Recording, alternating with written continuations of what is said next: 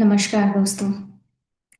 आज हम the power of now की एक अत्यंत सुंदर और हृदय को स्पर्श करने वाले विषय पर चर्चा करेंगे।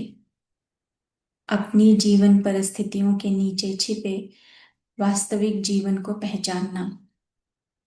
हम में से अधिकांश लोग एक ही बात कहते हैं, जब मेरी परिस्थितियां बदल जाएंगी तब मैं खुश हो जाऊंगा।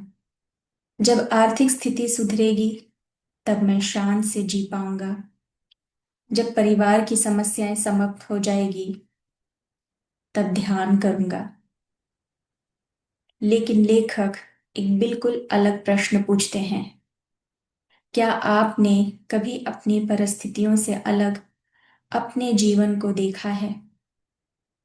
हम अक्सर इन दोनों को एक ही समझ लेते हैं, लेकिन वास्तव में यह अलग है। जीवन परिस्थिति, लाइफ सिचुएशन, यह वह है जिसमें आपका नाम, आपका काम, परिवार, स्वास्थ्य, रिश्ते, धन, सफलताएं, असफलताएं और जीवन की घटनाएं शामिल है। ये लाइफ सिचुएशन है। लेकिन जीवन, लाइफ, लाइफ वह है जो अभी इसी क्षण आपके भीतर धड़क रहा है, जो आपकी हर सांस में उपस्थित है, जो बिना किसी परिचय के भी जीवित है। मान लीजिए किसी व्यक्ति की नौकरी चली गई, उसकी लाइफ सिचुएशन कठिन हो गई, लेकिन क्या उसका जीवन समाप्त हो गया? उसकी सांस चल रही है, हृदय धड़क रहा है, सूरज आज भी उग रहा है, आकाश आज भी वैसा ही है। जीवन अभी भी उपस्थित है। हुआ क्या है? परिस्थिति बदली है, जीवन नहीं। आगे लेखक कहते हैं, हम वर्तमान की परिस्थितियों से कम उनके बारे में अपने मानसिक विरोध से अधिक दुखी होते हैं। अतीत में कुछ वैसा नहीं हुआ जैसा हम चाहते थे, तो जब चीजें हमारे उन अनुसार नहीं होती हैं, हम उसे स्वीकार ही नहीं कर पाते, उसका विरोध करते रहते हैं। अब उसे आज भी स्वीकार नहीं कर पाए, फिर भविष्य के लिए आशा बनाते हैं और एक दिन सब ठीक हो जाएगा। इस प्रकार मन दो दिशाओं में खींचता रहता है, अतीत का विरोध और भविष्य की प्रतीक्षा। बीच में जो वर्तमान है उसे हम जी ही नहीं पाते। तो अब ये सुनकर आपको आश्चर्य होता है कि आशा तो अच्छी चीज मानी जाती है, लेकिन लेखक यहाँ जिस आशा की बात कर रहे हैं वह ऐसी आशा है जो कहती है अभी नहीं, कभी बाद में।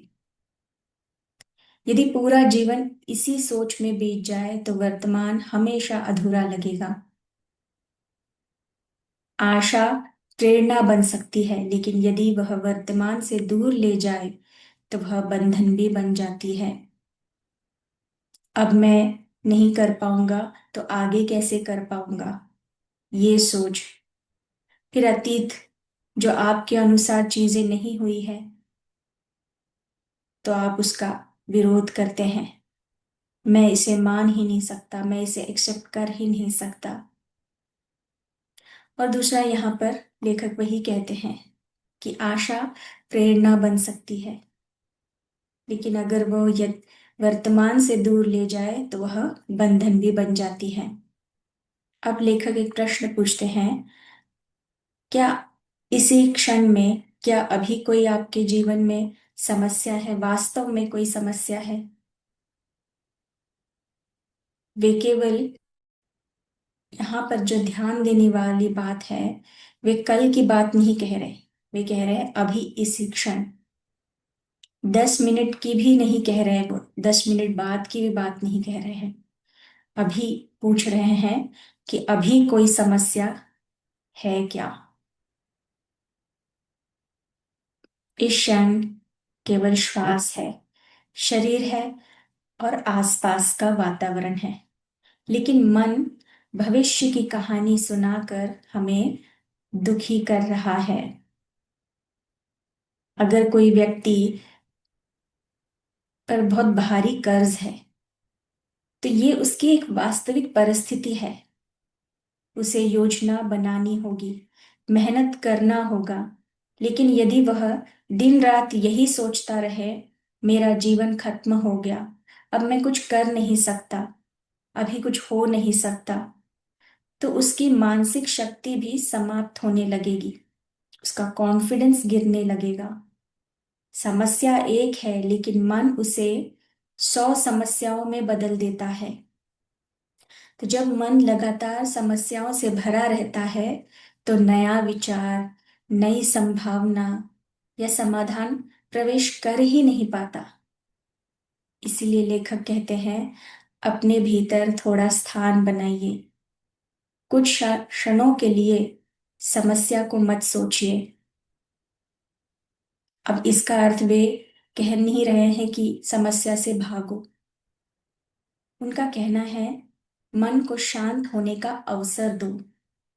जब मन शांत होता है, तभी स्पष्टता जन्म लेती है। और हमारे हर एक श्रृंखला में एक अभ्यास जो बताया जा रहा है, जब भी कोई विचार ऐसे आए जो आपको, आपकी ऊर्जा को या आपकी जो शांतता जो है वो भंग हो रहा है, नेगेटिविटी ज्यादा आ रही है, विचार उस प्रकार के ज्यादा आ रहे हैं, अतीत के या भविष्य की चिंताओं के, उस क्षण थोड़ा रुकना है, अपने आसपास देखना है, अपनी श्वासों को महसूस करना है।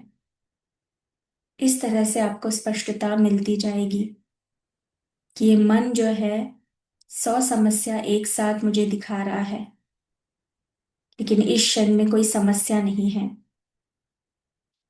तो हम जब इस क्षण में आते हैं, वर्तमान में, जो स्पष्ट हमारे भीतर होता जाता है कि अभी अगला कदम क्या उठाना है, तो वो कदम आपका डर का कदम नहीं होगा, समझदारी का कदम। अब लेखक एक सुंदर अभ्यास यहाँ पर देते हैं। वे कहते हैं, चारों ओर देखिए, लेकिन नाम मत दीजिए। चारों ओर देखने के बाद किसी भी कुछ भी जो दिखाई दे रहा है उसे नाम मत दीजिए, बस देखिए। कलर आसपास, रंग दिखाई दे रहे हैं, रंग किस प्रकार के हैं उन्हें देखिए। वृक्ष है आसपास, तो उनकी आकृति को देखिए। ऊपर आसमान को देखिए, सिर्फ देखिए।